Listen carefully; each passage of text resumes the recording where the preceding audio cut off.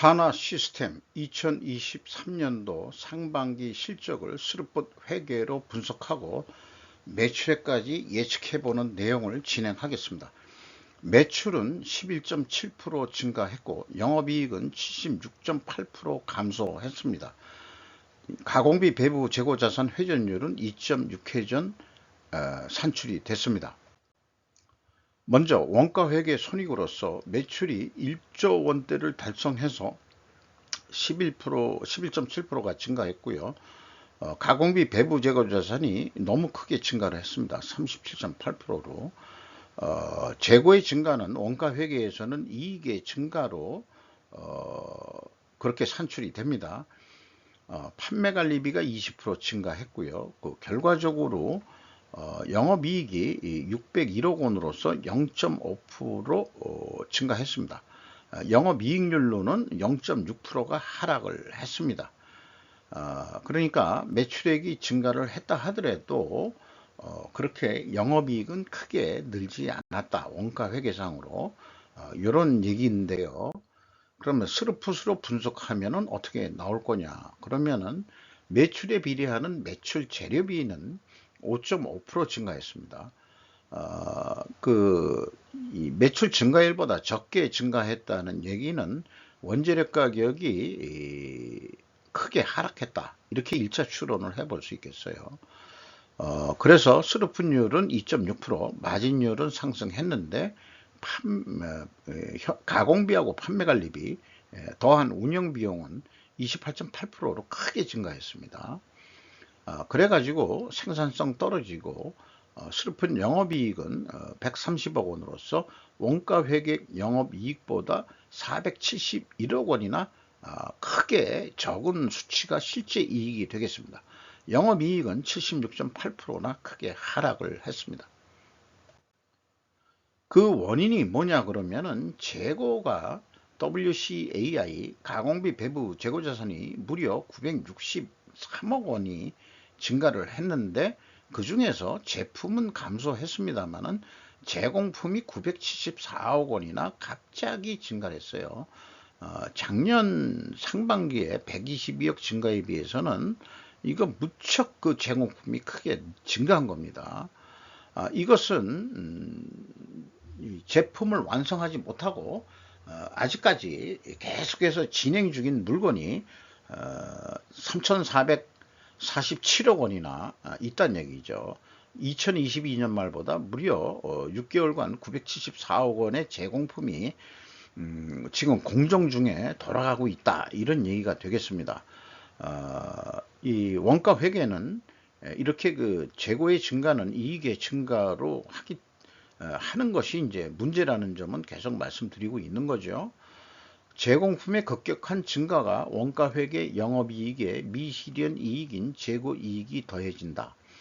제공품을 완성 속도를 높여 실질적인 매출 추가 인식이 필요한 과제로 부각이 된다 할 수 있겠습니다. 타 수주업체처럼 기간에 걸쳐 발생하는 수익 KFRS 1115를 적용하지 않은 것은 그나마 바람직하다고 생각은 하는데 왜 그렇게 하고 있을까 보면은 보통 기간에 걸쳐 하면은 회계 기간이 1년 이상이 되는 그런 걸 얘기하고요.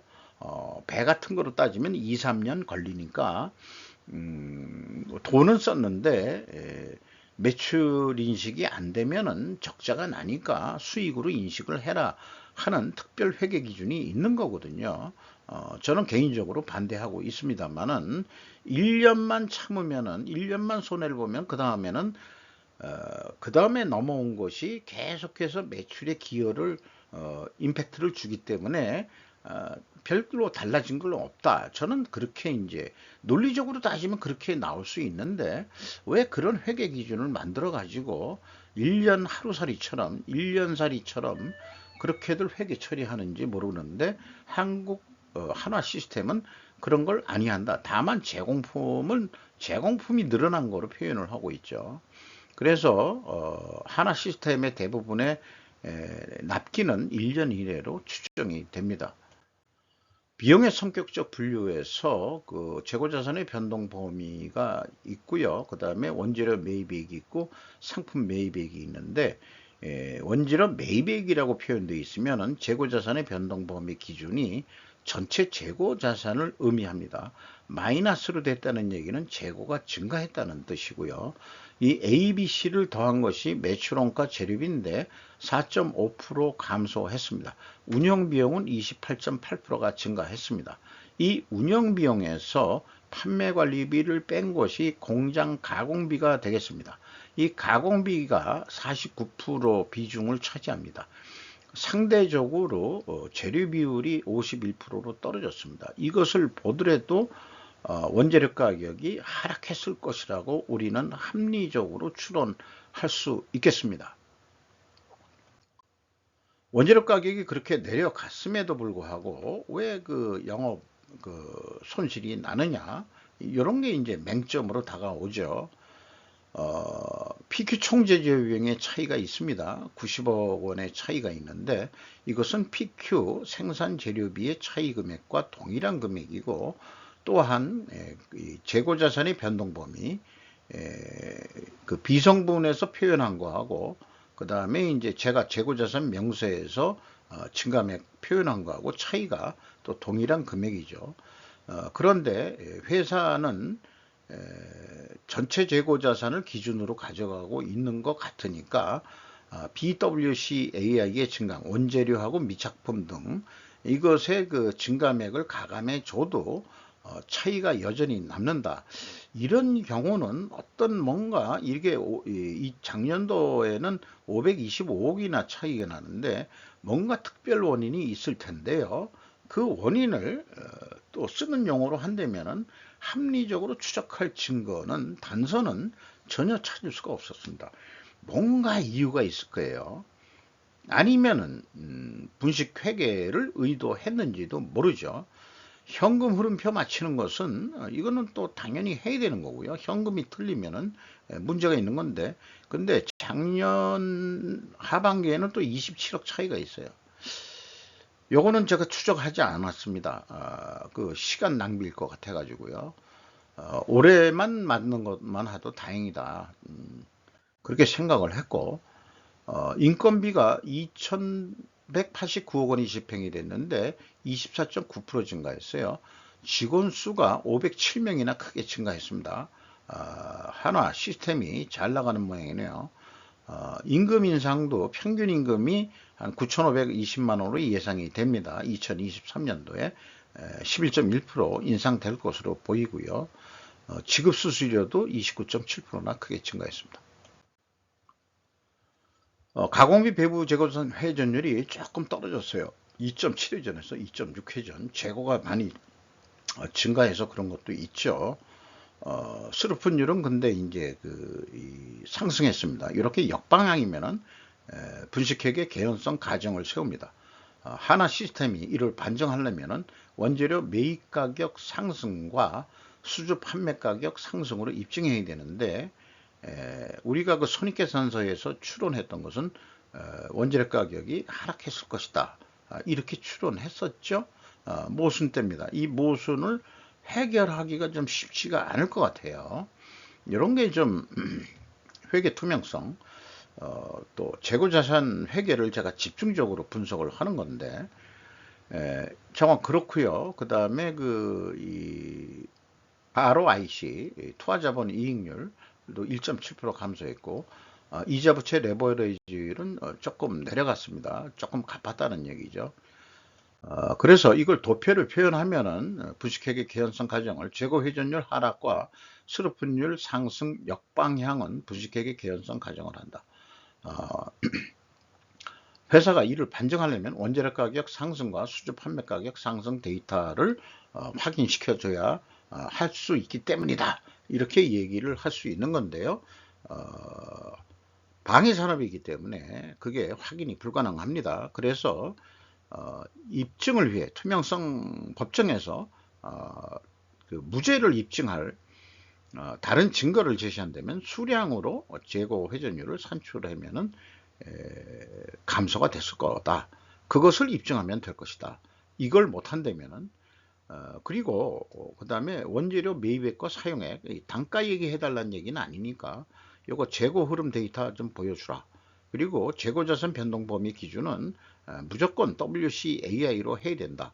가공비가 배부 안 되는 재고자산인 원재료 이런 것까지 왜 매출원가 계산할 때 그거를 또 써먹는지 이해가 전혀 되지를 않습니다. 그래서 원재료 수주 판매 가격은 방위산업으로서 비공개인데 수주 잔액을 좀 확인해 봤어요. 그런데 가장 바람직한 것은 현대중공업식으로 하는 게 좋은 건데 전기 2월 그 잔고, 그 다음에 상반기까지의 계약 수주액, 그 다음에 상반기의 기 납품액, 그 다음에 수주 잔고 하는데 한화 시스템이 이 작년에는 이게 못 맞췄던 거로 저는 기억을 하고 있는데 이게 딱 그 기 납품액이 이 상반기 매출액 연결 기준으로 딱 일치를 합니다.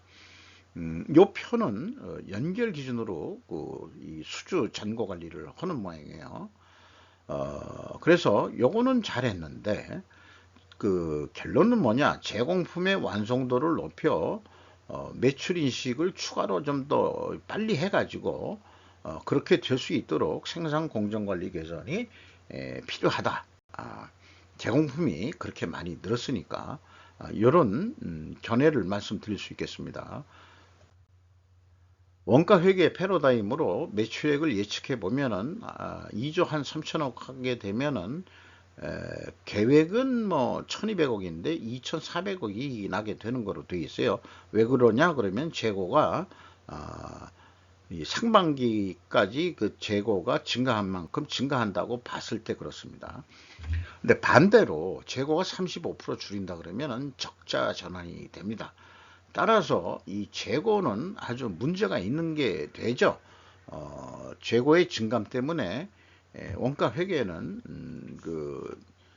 웃었다 울었다 하는 그런 모순 속에서 우리는 수백 년을 살고 있다는 것을 우리는 그게 당연한 줄 알고 살고 있는데 전혀 아닌 다른 세상이 있다는 것을 우리는 좀 배워야 될 것 같습니다. 그래서 스르프 쪽으로 있는 데이터 그대로 생각해 보더라도 한 2조 원 할 뿐이 안 될 것 같다. 그러면은 이게 적자인데 적자가 나오는데 스르프상으로는 아까도 적자였지만은 그러면은 재고 회전율을 획기적으로 좀 그러니까 제공품을 빨리 만들어서 추가 매출 인식을 2조 한 3천억까지 한다 그러면은 1111억 14억 정도 이익이 날 수 있다. 이렇게 판단하고 계획 예측을 해볼 수 있겠습니다. 그래서 스르프 회계 기준으로는 이걸 어떤 단가라고 얘기한다 그러면은 200만 원의 판매를 하더라도 이익을 남길 수 있다라는 자신감을 하는 거고요. 원가 회계 기준은 230만 원에 팔아야 된다. 이렇게 되는데 이 재고가 증가하는 것이 인플레이션을 유발하죠. 그래서 지금 이 4분면으로 재고가 증가했을 때 스르프 회계는 원가 회계보다 이익이 감소합니다. 아까 영업 적자였어요. 그리고 판매액가는 원가 회계보다 낮게 나오게 되어 있습니다. 그래서 스르프 회계는 인플레이션을 완화하는 그런 기능도 할 수 있다 하는 점을 말씀드리고요. 주가는 14,440원으로서 2022년 말보다 1,560원 하락했고요. 장부가격 대비 110%를 유지하고 있습니다. 주주는 하나 에어로스페이스가 46.73%, 하나 에너지가 12.8%, 국민연금공단이 7%, 외국인이 4.96% 가지고 있습니다. 이거 의외로 작다 생각했는데 이 하나 에어로스페이스가 46.73%나 가지고 있거든요.